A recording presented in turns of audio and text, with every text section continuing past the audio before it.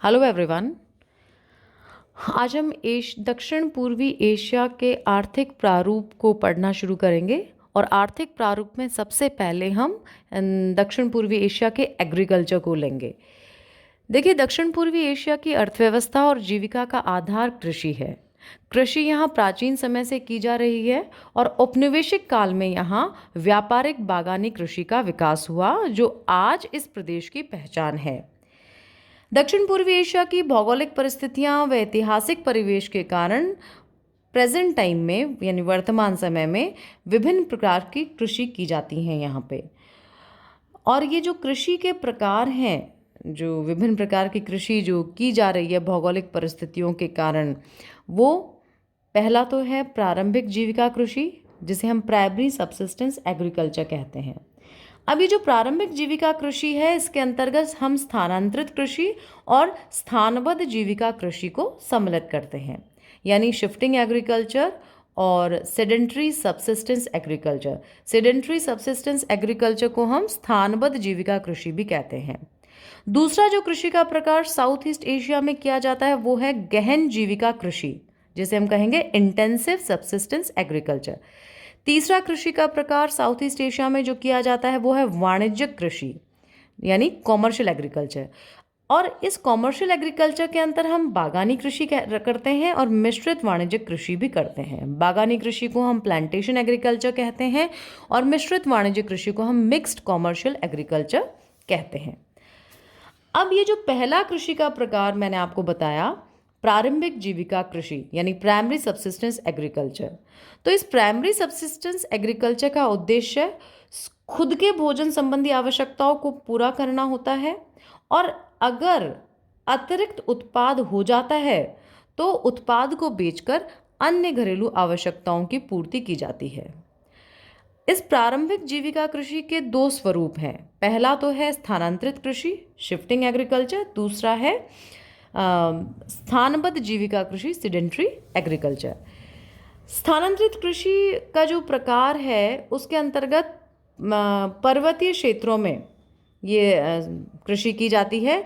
मुख्यतः आदिवासियों द्वारा जो ये कृषि की जाती है, पर्वतीय क्षेत्रों में आदिवासियों द्वारा ये स्थानांतरित कृषि की जाती है।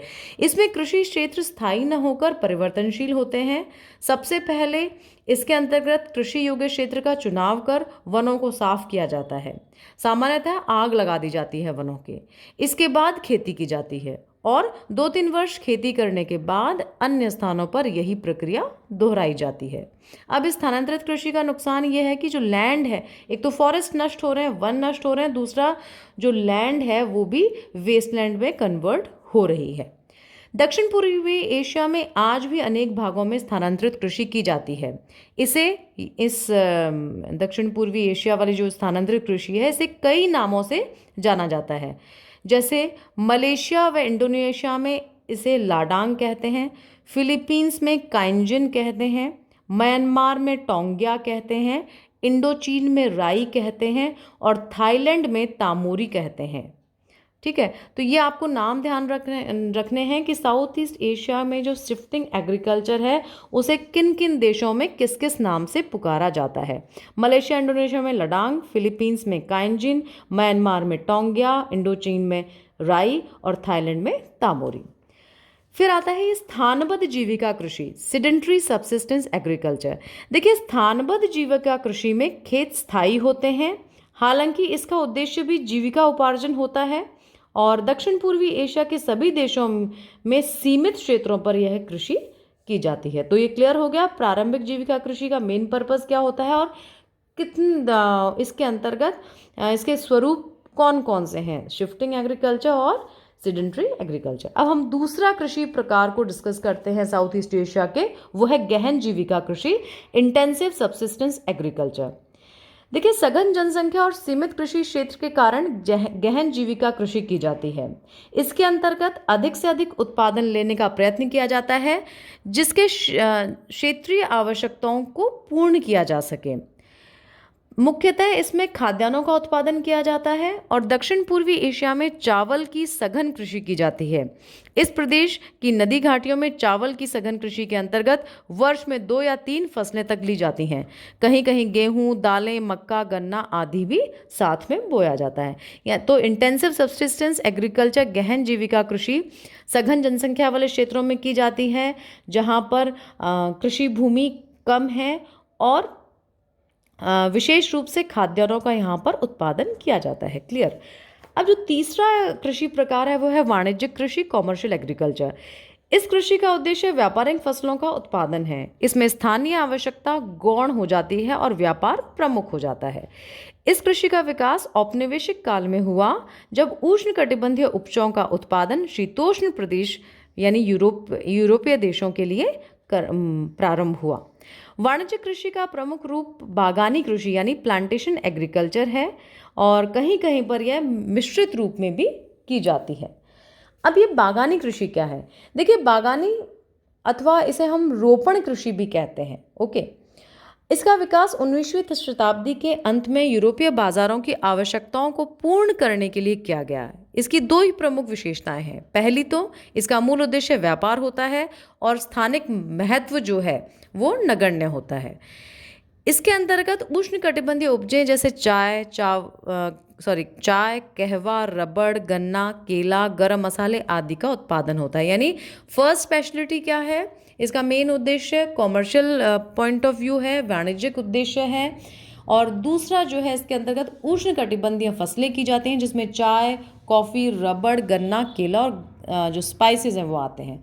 तीसरा, इसमें जो वे फसलें उत्पादित की जाती हैं जिन्हें प्रतिवर्ष नहीं बोया जाता, बल्कि एक बार बोकर कई वर्ष उत्पादित किया जाता है। जैसे चाय का पौधा है, रबड़ है, इनको अब हम कई वर्षों तक इनसे उत्पाद प्राप्त कर सकते हैं। इस प्रकार की जो कृषि के अंतर्गत पूंजी अधिक लगती है। अधिकांश प्रारंभिक वर्षों में जब उत्पादन नहीं होता, उसके बाद तो जब उत्पादन देना शुरू कर देती है फसलें, तो पूंजी का इतना नहीं फर्क पड़ता। पर इनिशियल जो स्टेज होती है, जब प्लांटेशन का डेवलपमेंट स्टेज है, वहाँ उसमें पूंजी अधिक लगती है। दक्षिण पूर्वी एशिया में प्रारंभ में विदेशियों ने अपनी कैपिटल लगाई, पूंजी लगाई। वर्तमान में स्थानीय पूंजी से ही ये सारा प्लांटेशन जो एग्रीकल्चर है वो चलाया जा रहा है।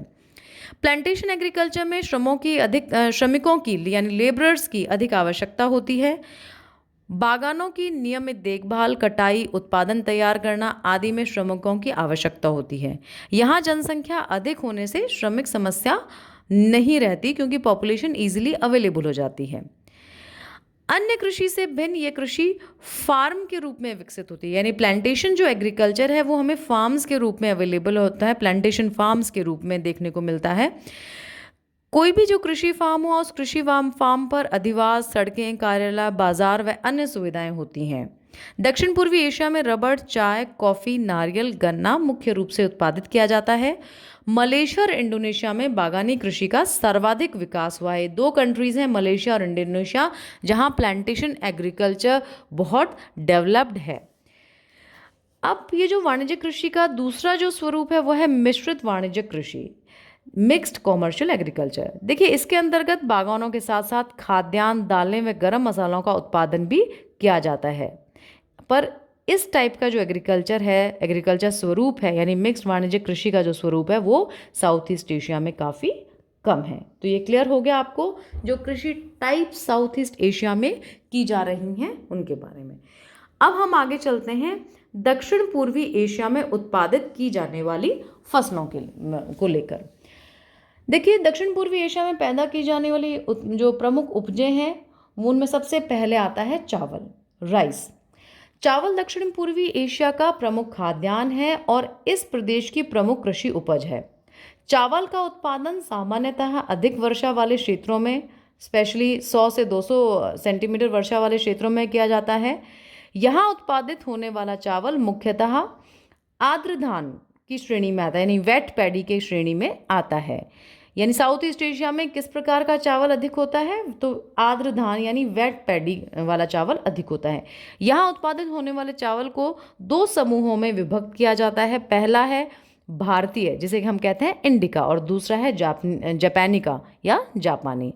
दक्षिण पूर्वी एशिया के प्रमुख चावल उत्पादक क्षेत्रों में Indonesia, Myanmar, Thailand, Vietnam, Philippines आदि हैं। और इनके अलावा कंबोडिया, लाओस, मलेशिया व दक्षिण पूर्वी एशिया में भी चावल का उत्पादन किया जाता है। इनमें सबसे इम्पोर्टेंट है म्यांमार। तो म्यांमार चावल में सबसे महत्वपूर्ण है। यहाँ के कुल कृषि क्षेत्र के 60% भाग पर चावल बोया जाता है और प्रतिवर्ष औसतन 185 लाख टन चावल का उत्पादन किया जाता है। म्यांमार के प्रमुख चावल उत्पादक क्षेत्र इरावदी का डेल्टाई प्रदेश है। इसके अलावा सीमांग और साल्विन नदियों के डेल्टाई भाग में भी चावल की कृषि की जाती है। यहाँ की सभी नदी की घाटियों में चावल का उत्पादन किया जाता है। इसके अलावा अराकान तट के निकटवर्ती क्षेत्रों में भी चावल की कृषि की जाती है। तो ये क्लियर हो गया। मलेशिया सबसे इम्पॉर्टेंट राइस प्रोड्यूसिंग कंट्री है। 60% एरिया पर राइस प्रोड्यूस हो रहा है। इरावदी का जो डेल्टाई क्षेत्र है वो राइस प्रोड्यूसिंग एरिया है। उसके बाद जो सीमांग और साल्विन नदियों का डेल्टाई क्षेत्र है वहाँ राइस प्रोड्यूस हो रहा है। उसके बाद जो दूसरी नदी घाटियाँ हैं उनके अलावा जो अरकान तट का क्षेत्र निकटवर्ती क्षेत्र है वहाँ पे भी चावल का प्रोडक्शन हो रहा है। क्लियर। अब आता है थाईलैंड। थाईलैंड के लगभग 62% कृषि क्षेत्रफल चावल की कृषि की जाती है। मीनाम नदी का डेल्टाई भाग चावल का प्रमुख उत्पादक क्षेत्र है। यानी थाईलैंड में जो मीनाम नदी का जो डेल्टाई पार्ट है वहाँ चावल बहुत ज़्यादा होता है। कोरात के पठार पर नदियों की घाटियों तथा जलडमरू मध्य क्रा जो जलडमरू मध्य है उसके तटीय क्षेत्र में भी चावल की कृषि की जाती है। तो आपको ध्यान रखना है थाईलैंड में मीनाम नदी का डेल्टा क्षेत्र, कोरात का पठार और क्राल जलडमरू मध्य के तटीय भागों में चावल प्रोड्यूस होता है। उसके बाद आता है मलेशिया। मलेशिया में चावल की कृषि मलाया प्रायद्वीप, साबाह तथा सारावाक में मुख्यतः समुद्र तटीय क्षेत्रों में की जाती है। वियतनाम के कुल कृषि क्षेत्र के 75% भाग पर चावल उत्पादित किया जाता है। यहाँ चावल मीकोंग डेल्टा, टानकिन डेल्टा, काइसान, कामाऊ, डागहापमुई क्षेत्रों में उत्पादित होता है और प्रति वर्ष लगभग 245 लाख टन चावल का उत्पादन यहाँ होता है। उसके बाद कंबोडिया और लाओस में भी चावल की कृषि की जाती है। इंडोनेशिया के 45% कृषि क्षेत्र पर चावल बोया जाता है और यहाँ इंडोनेशिया में जावा, सुमात्रा, कालीमंतान द्वीपों पर चावल उत्पादित किया जाता है। फिलीपींस जो देश है उसमें भी चावल की कृषि मुख्य रूप से की जाती है। लूजोन के जो मैदानी भाग है यानी फिलीपींस में जो लूजोन के मैदानी प्रदेशों में चावल उत्पादित होता है। तो ये चावल का प्रोडक्शन आपको क्लियर हो गया। अब हम आगे चलते हैं रबड़। देखिए रबड़ की जब हम बात करते हैं तो दक्षिण पूर्वी एशिया में रबड़ की खेती बागानी कृषि के रूप में की जाती है। विश्व का 90% रबड़ यहाँ उत्पादित होता है। रबड़ भूमध्य रेखीय वनों में मिलने वाले टीबिया जाति के वृक्ष के दूध से प्राप्त होता है। आपको ध्यान रखना है भूमध्य रेखीय वनों में टीबिया जो वैरायटी है प्लांट की उससे रबड़ प्राप्त होता है। दक्षिण पूर्वी एशिया में Thailand, Indonesia, Malaysia, Vietnam, Philippines, Cambodia और म्यांमार में रबड़ उत्पादित किया जाता है। तो विश्व के उत्पादन को अगर हम देखें तो थाईलैंड जो है हाईएस्ट रबर प्रोड्यूसिंग कंट्री है, आपको इस टेबल में दिख रहा होगा। इंडोनेशिया सेकंड हाईएस्ट है और उसके बाद मलेशिया जो है वो 10% रबड़ का उत्पादन करता है। तो अगर दक्षिण पूर्वी एशिया में हम अगर पूछा जाए टॉप 3 रबड़ प्रोड्यूसिंग कंट्रीज तो टॉप पे थाईलैंड, फिर इंडोनेशिया और फिर थर्ड नंबर पे मलेशिया हो गया। थाईलैंड वर्तमान में विश्व की प्राकृतिक रबड़ उत्पादन में अग्रणी है। यानी विश्व के प्राकृतिक रबड़ उत्पादन में आपको ध्यान रखना है। ये विश्व का लगभग 34% रबड़ का उत्पादन करता है जिसका अधिकांश भाग निर्यात कर दिया जाता है। इंडोनेशिया की प्रमुख बागानी एवं व्यापारिक फसल रबड़ है। यह विश्व का दूसरा रबड़ उत्पादक एवं निर्यातक देश है। यहाँ उत्तरी एवं मध्य सुमात्रा, जावा, सेलेबीज व कालीमांतान में रबड़ की बागानी कृषि की जाती है। आपको ये सारे प्लेसेस ध्यान रखने हैं। फिर मलेशिया की हम बात करें तो मलेशिया एक समय था जब मलेशिया विश्व का सर्वाधिक रबड़ उत्पादित करता था, लेकिन वर्तमान में इसका तीसरा स्थान आ गया है। मलेशिया में विश्व का 10% रबर का उत्पादन किया जाता है। मलेशिया में साराबाक में पश्चिमी तटीय मैदान, किन्बुल पर्वत पदीय प्रदेश, जोहोर बाहरू क्षेत्र, मलक्का क्षेत्र, पेराक क्षेत्र व पेनांग में रबड़ का उत्पादन किया जाता है। फिर हम बात करते हैं वियतनाम की। वियतनाम में रबड़ की कृषि का विस्तार लगभग 75,000 हेक्टेयर भूमि पर है तथा प्रति वर्ष औसतन 3 लाख टन रबड़ का उत्पादन होता है और इसका पूरा का पूरा निर्यात कर दिया जाता है। फिर कंबोडिया और लाओस और फिलीपींस की अगर हम बात करें तो यहाँ पर सीमित मात्रा में रबड़ उत्पादित किया जाता है। तो आपको ये जो टेबल्स हैं, प्रोडक्शन है, ये आपको सारे ध्यान रखने हैं। अब हम चलते हैं चाय की ओर। देखिए, दक्षिण पूर्वी एशिया की व्यापारिक फसलों में चाय का उत्पादन किया जाता है। इसकी बागानी कृषि इंडोनेशिया, मलेशिया तथा वियतनाम में की जाती है। चाय की कृषि पर्वतीय ढालों में की जाती है और जहाँ पर जो औसत तापमान है वो 25 से 30 डिग्री सेंटीग्रेड के मध्य रहना चाहिए और वहीं जो औसत वार्षिक वर्षा है वो 100 से 150 सेंटीमीटर के मध्य रहनी चाहिए। इंडोनेशिया में चाय की कृषि जावा के दक्षिण पश्चिमी, कालीमांतान के दक्षिण पश्चिमी तथा सुमात्रा के उत्तर पश्चिमी भागों में की जाती है। तो इंडोनेशिया में जो टी का जो प्रोडक्शन है, Indonesia main T producing country है साउथ ईस्ट एशिया का, और यहाँ पर टी का जो प्रोडक्शन है वो जावा जो आइलैंड है उसके दक्षिण पश्चिमी भाग में, फिर कालीमांतान आइलैंड के दक्षिण पश्चिमी भाग में और सुमात्रा जो आइलैंड है उसके उत्तर पश्चिमी भाग में की जाती है। फिर आता है वियतनाम। वियतनाम के पर्वतीय ढालों पर विशेषकर दक्षिणी भाग में ब्लाओ से कोटनम तक चाय के बागान फैले हैं। क्वान प्रदेश तथा डेनाई प्लीकू में भी चाय का उत्पादन होता है। आपको ध्यान रखना है वियतनाम के पर्वतीय ढालों में, उसके बाद जो ब्लाओ जो क्षेत्र है, ब्लाओ से कोटनम, ये सारा माउंटेनियस एरिया है, ब्लाओ टू कोटनम वाला, वहाँ पर चाय के बागान है। उसके बाद जो वियतनाम का क्वांग क्षेत्र है और डोनाई प्लीकू जो क्षेत्र है वहाँ पर भी चाय का उत्पादन होता है। फिर आता है मलेशिया। मलेशिया में चाय की कृषि पहांग, सेलांगोर प्रांत तथा साबाह के किनुबुल बालू पर्वत के दक्षिणी ढाल तथा सारावाक के उत्तरी भाग में उत्पादित होता है। ये नाम ध्यान रखने हैं मलेशिया में, पहांग, सेलांगोर प्रांत, साबाह के किनुबालू पर्वत के दक्षिणी ढाल तथा सारावाक के उत्तरी भाग में चाय उत्पादित होती है। तो ये थी मुख्य जो फसलें हैं चाय की। अब देखिए अन्य फसलें भी इन क्षेत्रों में उत्पादित होती हैं। उनमें अगर हम म्यांमार की बात करें तो यहाँ पर गन्ना, मक्का, कपास, गेहूँ, मूंगफली, सोयाबीन और जूट प्रोड्यूस होता है। थाईलैंड की बात करें तो थाईलैंड में मक्का, कैनफ, टेपियोका और गन्ना उत्पादित होता है।